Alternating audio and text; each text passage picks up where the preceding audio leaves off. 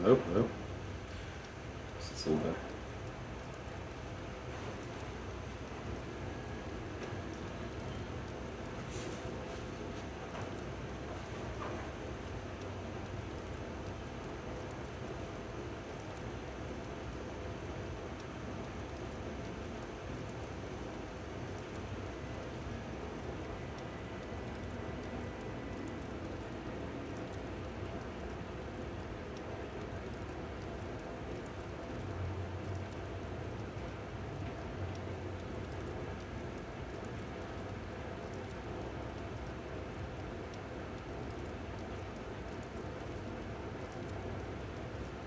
Sorry.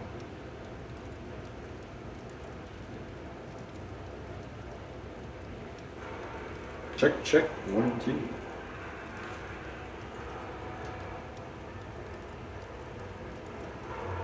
Check, check. 1,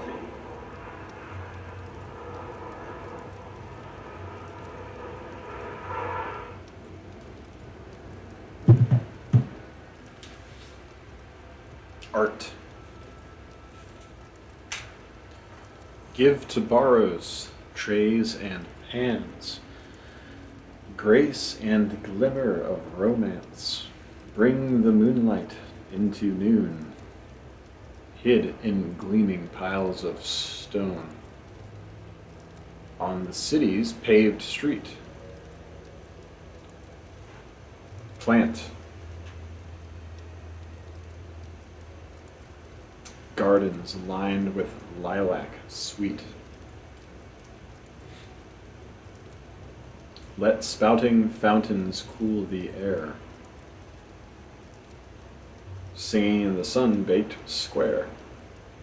Let statue picture park and hall, ballad, flag, and festival. The past restore, the day adorn, and make each morrow a new morn. So shall the drudge in dusty frock spy behind the city clock. Retinues of airy kings, skirts of angels, starry wings. His fathers shining in bright fables, his children fed at heavenly tables.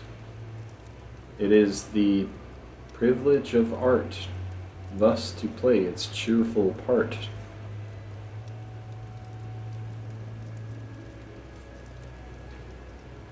Man in earth to assimilate and bend the exile to his fate, and molded of one element with the days and firmament, teach him on these as stairs to climb, and live on even terms with time, whilst upper life the slender rill of human sense doth overfill.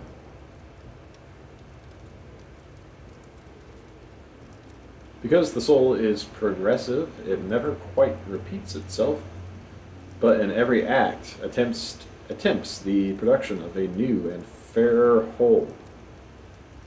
This appears in works both of the useful and fine arts. If we employ the popular distinction of works according to their aim, rather either at use or beauty, period. Thus, in our fine arts, not imitation, but creation is the aim.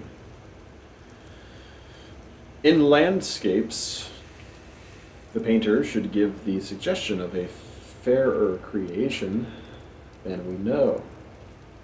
The details, the prose of nature, he should omit and give us only the spirit and splendor. He should know that the landscape has beauty for his eye because it expresses a thought which is to him good, and this because the same power which sees through his eyes is seen in that spectacle, and he will come to value the expression of nature and not nature itself, and so exalt in his copy the features that please him.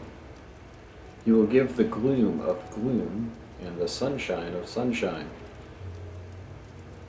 In a portrait, he must inscribe the character and not the features, and must esteem the man who sits to him as himself only an imperfect picture or likeness of the aspiring original within. What is that abridgment and selection we observe in all spiritual activity, but itself the creative impulse?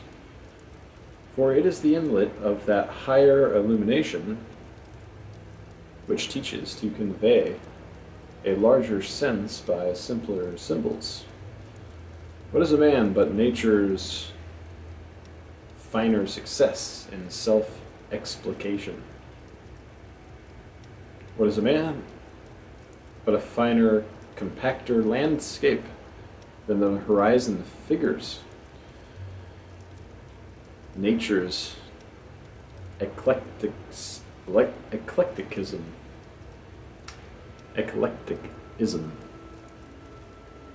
Eclecticism. And what is his speech? His love of painting, love of nature, but a still finer success.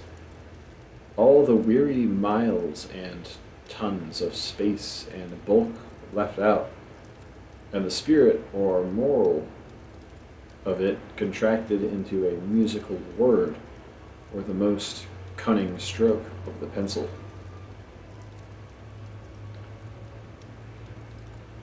But the artist must employ the symbols in use in his day and nation to convey his enlarged sense to his fellow men. Thus the new in art is always formed out of the old. The genius of the hour sets his ineffaceable seal on the work and gives it an inexpressible charm for the imagination. As far as the spiritual character of the period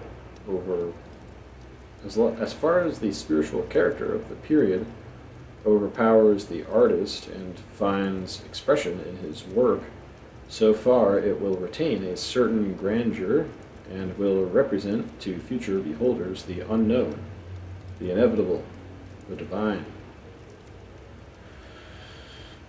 No man can quite exclude this element of necessity from his labor. No man can quite emancipate himself from his age and country, or produce a model in which the education, the religion, the politics, usages, and arts of his times shall have no share. Though he were never so original, never so willful and fantastic, he cannot wipe out of his work every trace of the thoughts amidst which it grew. The very avoidance betrays the usage he avoids. Above his will and out of his sight, he is necessitated by the air he breathes and the idea on which he and his contemporaries live and toil. To share the manner of his times, without knowing what that manner is. Now, that which is inevitable is the work has a higher charm than individual talent can ever give, inasmuch as the artist's pen or chisel seems to have been held and guided by a gigantic hand to inscribe a line in the history of the human race. This circumstance gives a value to the Egyptian hieroglyphics, to the Indian, Chinese, and Mexican idols, however gross and shapeless. They denote the height of the human soul in that hour and were not fantastic, but sprung from a necessity as deep as the world. Shall I now add that the whole extant product of the plastic arts has herein its highest value, as history, as a stroke drawn in the portrait of that fate, perfect and beautiful, according to whose ordinations all beings advance to their beatitude. Thus, historically viewed, it has been the office of art to educate the perception of beauty. We are immersed in beauty, but our eyes have no clear vision.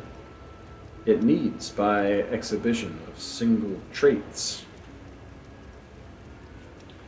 to assist and lead the dormant taste. We carve and paint, or we behold what is carved and painted, as students of the mystery of form. The virtue of art lies in detachment, in sequestering one object from the embarrassing variety, until one thing comes out from the connection of things. There can be enjoyment, contemplation, but no thought. Our happiness and unhappiness are unproductive. The infant lies in a pleasing trance, but his individual character and his practical power depend on his daily progress in the separation of things and dealing with one at a time. Love and all the passions concentrate all existence around a single form. It is the habit of certain minds to give an all-excluding fullness to the object, the thought, the word they alight upon, and to make that, for the time, the deputy of the world. These are the artists, the orators, the leaders of society. The power to detach and to magnify by detaching is the essence of rhetoric in the hands of the orator and the poet. This rhetoric, or power to fix the momentary imminency of an object, so remarkable in Burke, in Byron, in Carlyle, the painter and sculptor exhibit in color and in stone. The power depends on the depth of the artist's insight.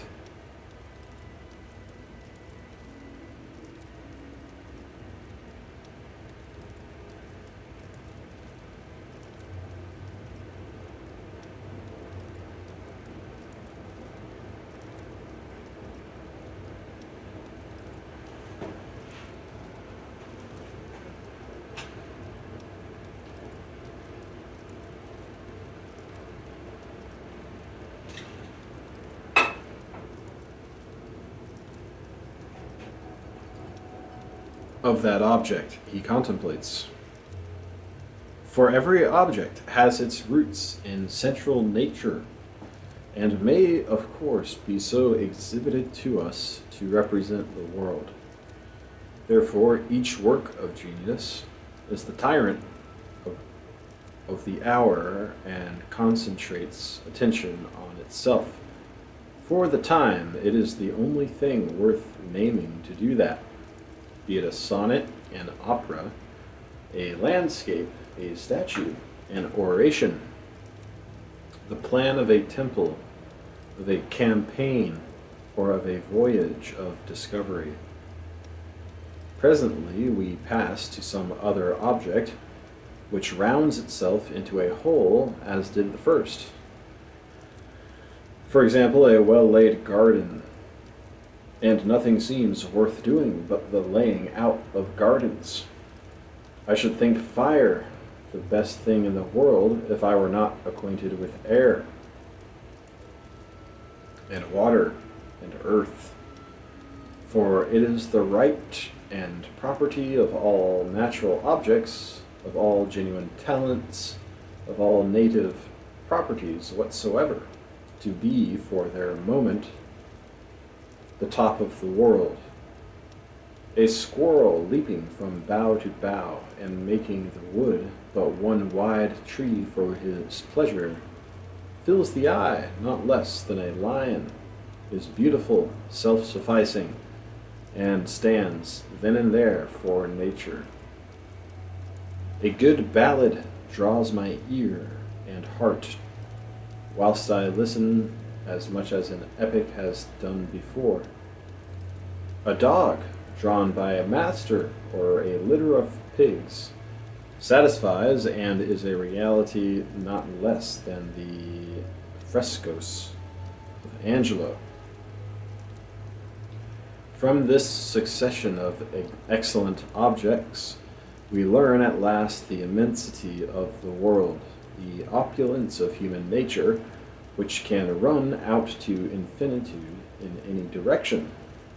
But I also learn that what astonished and fascinated me in the first work astonished me in the second work also, that excellence of all things is one. The office of painting and sculpture seem to be merely initial. The best pictures can easily tell us their last secret. The best pictures are rude draughts of a few of the miraculous dots and lines and dyes which make up the ever-changing landscape with figures. Quote, landscape with figures, amidst which we dwell. Painting seems to be to the eye what dancing is to the limbs. When that has educated the frame to self-possession, to nimbleness, to grace, the steps of the dancing master are better forgotten. So painting teaches me the splendor of color and the expression of form. And as I see many pictures and higher genius in the art, I see the boundless opulence of the pencil, the indifferency in which the artist stands free to choose out of the possible forms. If he can draw everything, why draw anything? And then is my eye opened to the eternal picture which nature paints in the street with moving men and children, beggars and fine ladies, draped in red and green and blue and gray, long-haired, grizzled, white-faced, black-faced, wrinkled, giant, dwarf, expanded, elfish, capped and based by heaven, earth, and sea. A gallery of sculpture teaches more austerely the same lesson. As picture teaches the coloring, so sculpture the anatomy of form. When I have seen fine statues and afterwards enter a public assembly, I understand well what he meant who said, when I have been reading Homer, all men look like giants. I too see that painting and sculpture are gymnastics of the eye.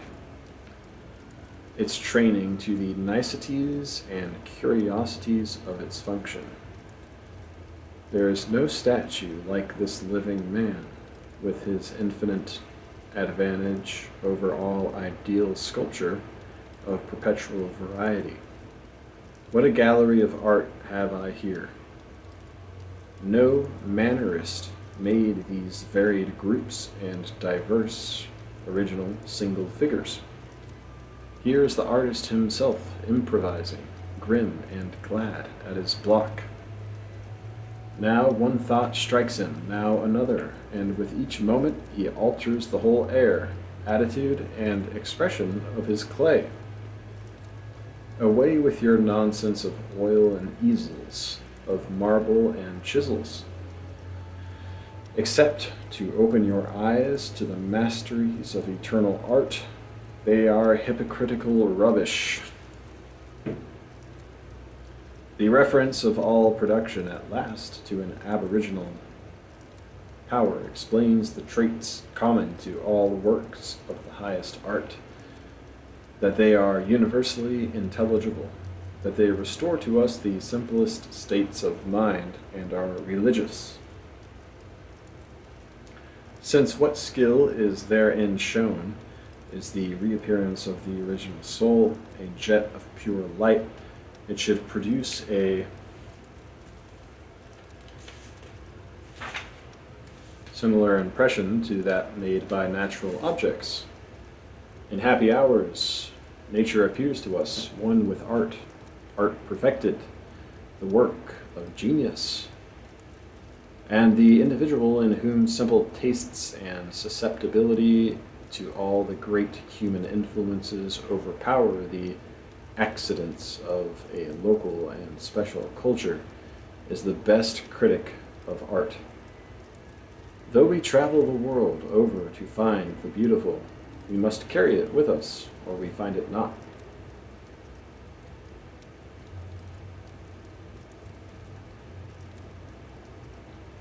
The best of beauty is a finer charm than skill in surfaces, in outlines, or rules of art can ever teach, namely a radiation from the work of art of human character, a wonderful expression through stone or canvas or musical sound of the deepest and simplest attributes of our nature, and therefore most intelligible at last to those souls which have these attributes. In the sculptures of the Greeks, in the masonry of the Romans, and in the pictures of the Tuscan and Venetian masters, the highest charm is the universal language they speak, a confession of moral nature, of purity, love, and hope, breathes from them all. That which we carry to them, the same we bring back, more fairly illustrated in the memory. The traveler who visits the Vatican and passes from chamber to chamber through galleries of statues, vases, sarcophagi, and candelabra, through all forms of beauty, cut in the richest materials, is in danger of forgetting the simplicity of the principles out of which they all sprung, and that they had their origin from thoughts and laws in his own breast. He studies the technical rules on these wonderful remains, but forgets that these works were not always thus constellated, that they are the contributions of many ages and many countries, that each came out of the solitary workshop of one artist, who toiled, perhaps, in ignorance of the existence of other sculpture, created his work without other model save life, household life, and the sweet and smart of personal relations, of beating hearts and meeting eyes, of poverty and necessity, and hope and fear. These were his inspirations, and these are the effects he carries home to your heart and mind. In proportion to his force, the artist will find in his work an outlet for his proper character.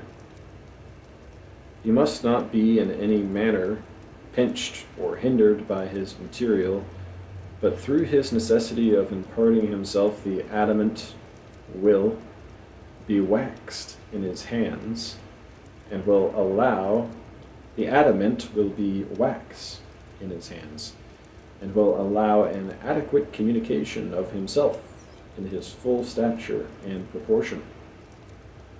He need not cumber himself with a conventional nature and culture, nor ask what is the mode in Rome or in Paris, but that house and weather and manner of living which poverty and the fate of birth have made at once so odious and so dear, in the gray unpainted wood cabin on the corner of a New Hampshire farm, or in the log hut of the backwoods, or in the narrow lodging where he has endured the constraints and seeming of a city poverty, will serve as well as any other condition as the symbol of a thought which pours itself indifferently through all.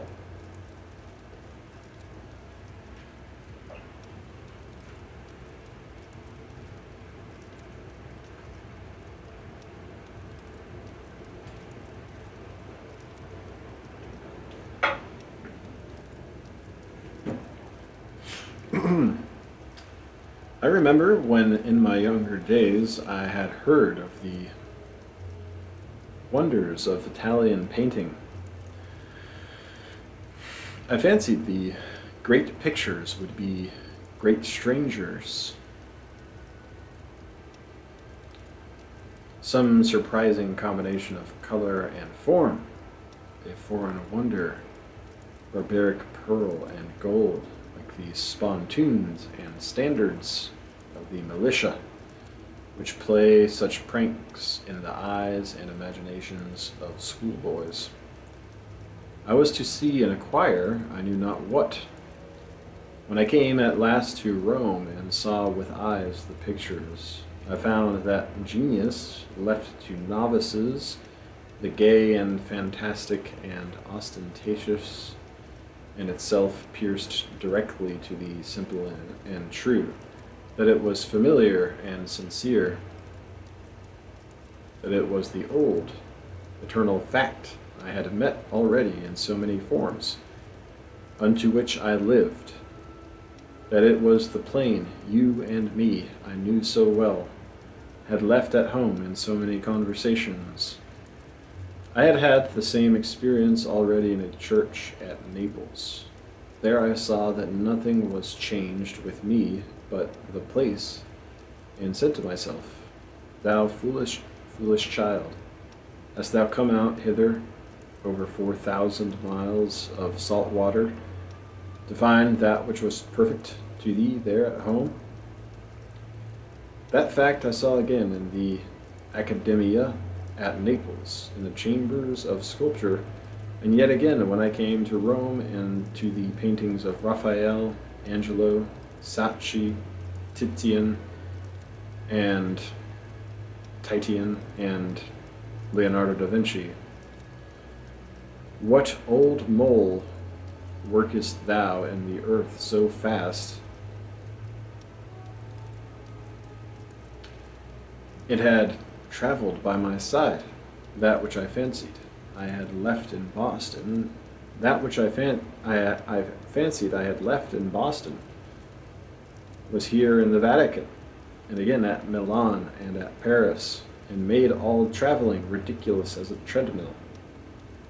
I now require this of all pictures, that they domesticate me, not that they dazzle me. Pictures must not be too picturesque. Nothing astonishes men so much as common sense and plain dealing. All great actions have been simple, and all great pictures are. The Transfiguration by Raphael is an eminent example of this peculiar merit. A calm, benignant beauty shines over all this picture and goes directly to the heart. It seems almost to call you by name. The sweet and sublime face of Jesus is beyond praise, yet how it disappoints all florid expectations. This familiar, simple, home-speaking countenance is as if one should meet a friend. The knowledge of picture dealers has its value, but listen not to their criticism when your heart is touched by genius. It was not painted for them. It was painted for you, for such as had eyes capable of being touched by simplicity and lofty emotions.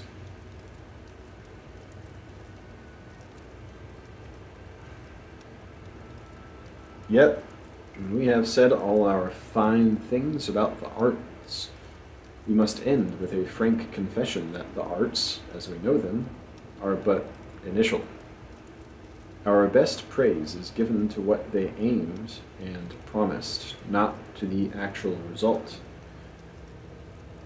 He has conceived meanly of the resources of man, who believes that the best age of production is past. The real value of the Iliad or the Transfiguration is as signs of power. Billows or ripples they are of the stream of tendency, tokens of the everlasting effort to produce, which even in its worst estate the soul betrays. Art has not yet come to its maturity if it do not put itself abreast with the most potent influences of the world. It is not practical and moral if it do not stand in connection with the conscience, if it do not make the poor and uncultivated feel that it addresses them with a voice of lofty cheer. There is higher work for art than the arts. They are abortive births of an imperfect or vitiated instinct. Art is the need to create, but in its essence,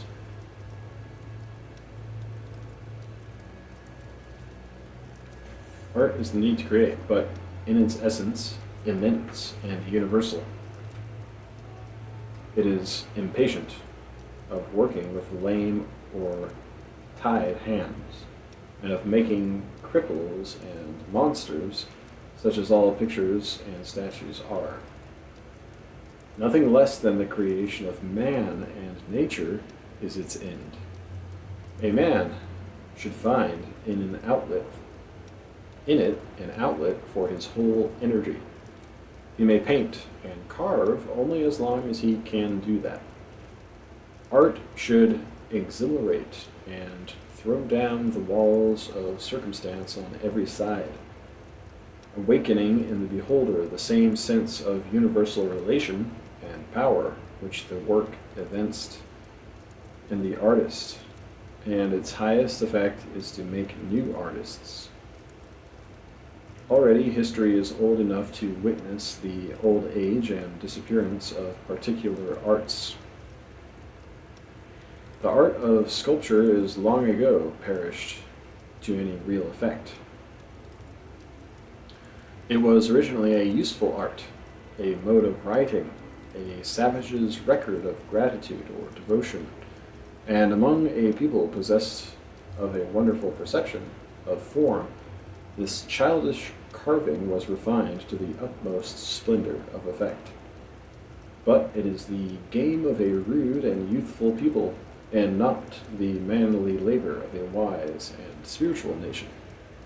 Under an oak tree loaded with leaves and nuts, under a sky full of eternal eyes, I stand in a thoroughfare.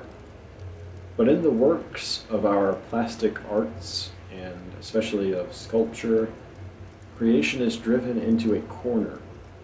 I cannot hide from myself that there is a certain appearance of paltriness, as of toys and the trumpery of a theater. In sculpture. In sculpture.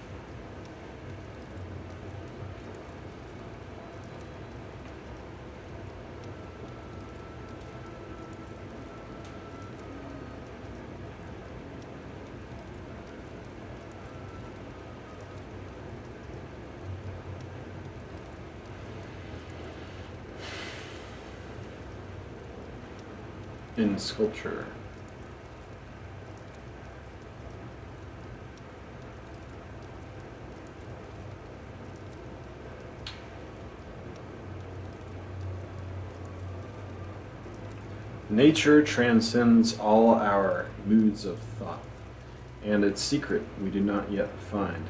But the gallery stands at the mercy of our moods, and there is a moment when it becomes frivolous.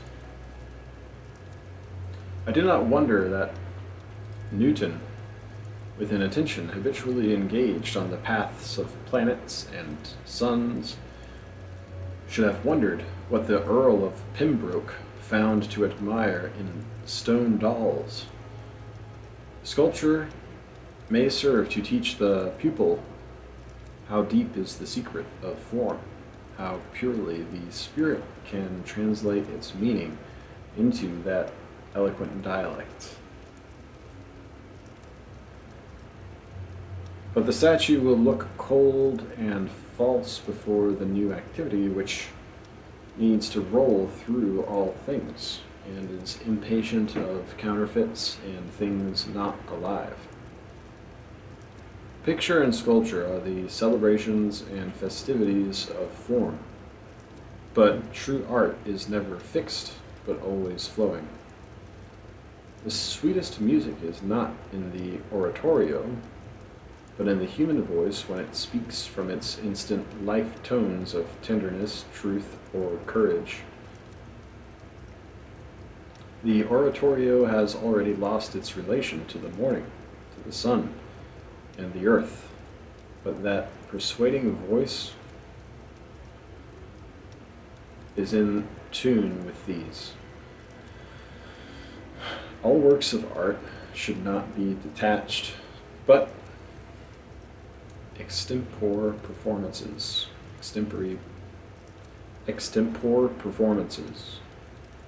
A great man is a new statue in every attitude and action. A beautiful woman is a picture which drives all beholders nobly mad. Life may be lyric or epic, as well as a poem or a romance. A true announcement of the law of creation, if a man were found worthy to declare it, would carry art up into the kingdom of nature and destroy its separate and contrasted existence. The fountains of invention and beauty in modern society are all but dried up. A popular novel, a theater, or a ballroom make us feel that we are all paupers in the almshouse of this world, without dignity, without skill or industry. Art is as poor and low. The old tragic necessity which lowers on the brows even of the Venuses and the Cupids of the antique, and furnishes the sole apology for the intrusion of such anomalous figures into nature, namely that they were inevitable, that the artist was drunk with a passion for form which he could not resist, and which vented itself in these fine extravagances, no longer dignifies the chisel or the pencil. But the artist and the connoisseur now seek in art the exhibition of their talent, or an asylum from the evils of life. Men are not well pleased with the figure they make in their own imaginations, and they flee to art, and convey their better sense in an oratorio, a statue, or a picture. Art makes the same effort with a sensual prosperity, which a sensual prosperity makes, namely to detach the beautiful from the useful, to do up the work as unavoidable, and hating it, pass on to enjoyment. These solaces and compensations, this division of beauty,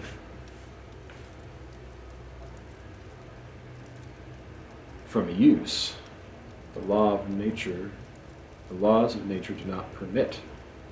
As soon as beauty is sought, not from religion and love, but for pleasure, it degrades the seeker. High beauty is no longer attainable by him in canvas or in stone, in sound or in lyrical construction. An effeminate, prudent, sickly beauty, which is not beauty, effeminate, is all that can be formed, but the hand can never execute anything higher than the character can inspire. The art that thus separates is itself first separated.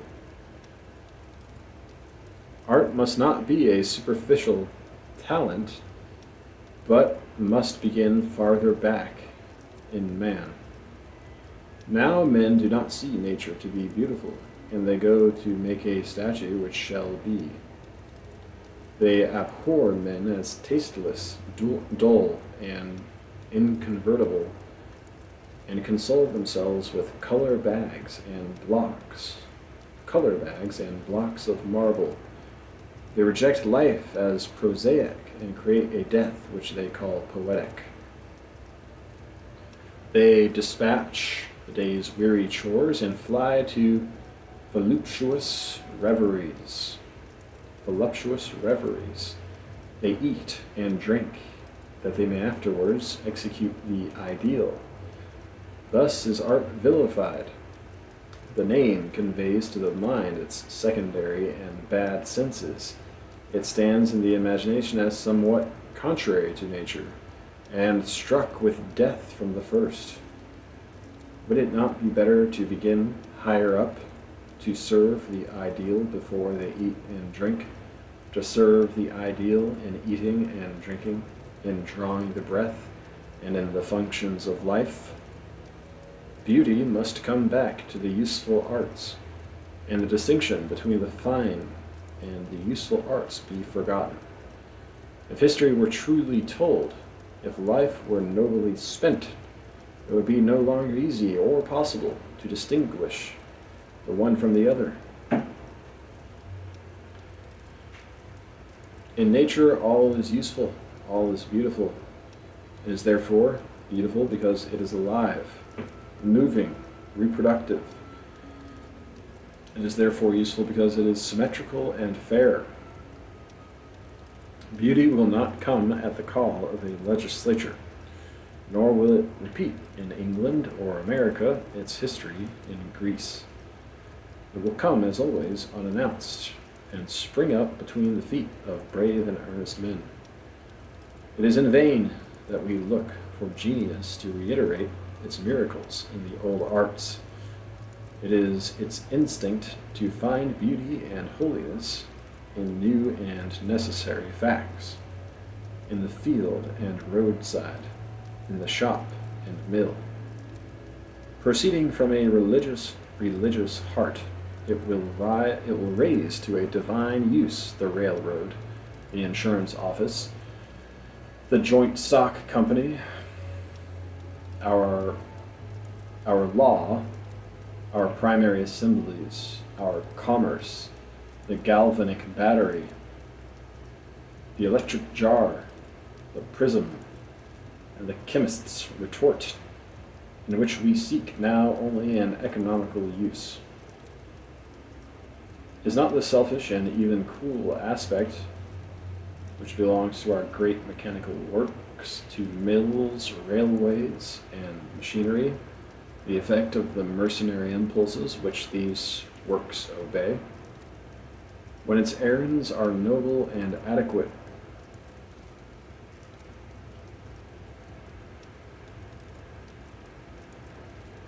a steamboat bridging the Atlantic between Old and New England and arriving at its ports with the punctuality of a planet is a step of man into harmony with nature. The boat at St. Petersburg, which plies along the Lena by magnetism, needs little to make it sublime. When the science is learned in love, and its powers are wielded by love, they will appear the supplements and continuations of the material creation.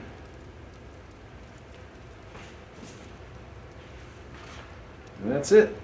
First series complete. Amazing.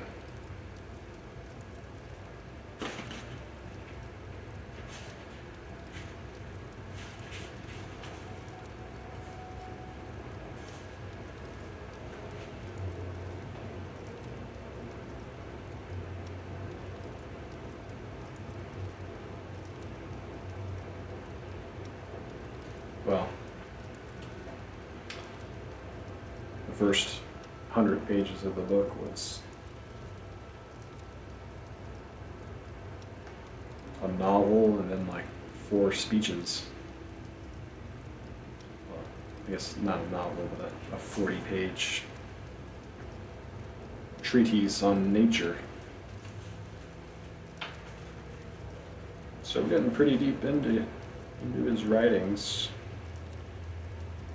Second series, essays, is next. The poet, experience, character, manners, gifts, nature, politics, nominalists and realists, New England reformers. Then Plato, or the philosopher, Napoleon, or the man of the world, English traits, all the English traits, first visit to England, voyage to England, land, race, ability, manners, truth, character, cockney,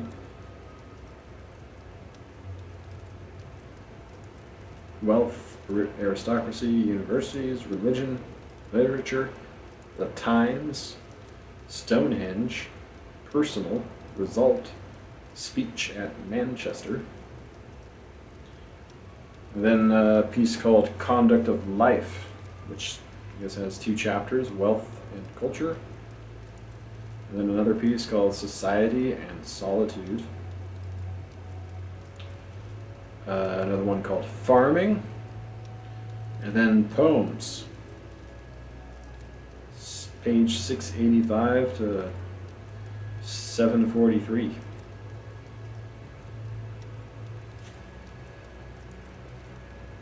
And then he has some more individual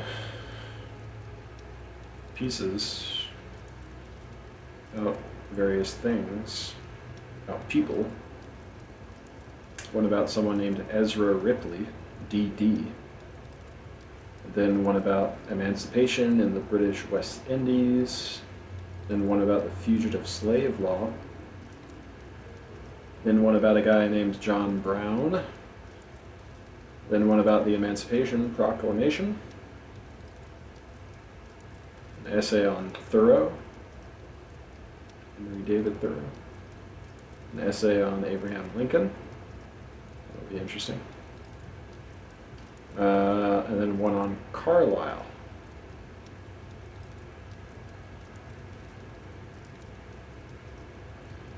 So I'm at beginning of the second series of essays. I actually read some of these before. I had a smaller book of his writing, various essays. So I've actually read The Poet essay. I've read, I think I've read his essay on nature, probably character, don't really remember. I remember The Poet pretty well.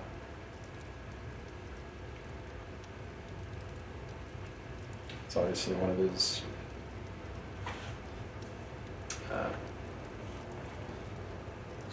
sort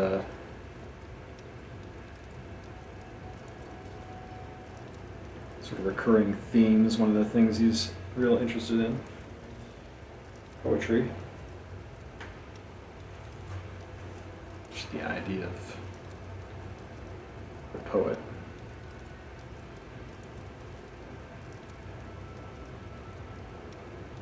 Which I like. You know, a lot of religious thinkers might have negative things to say about artists, musicians, people who are renowned for their artistic achievements.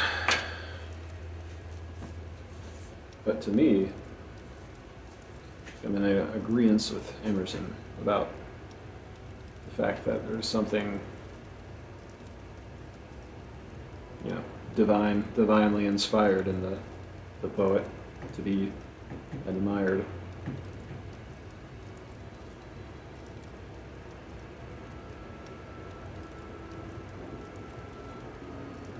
The artist.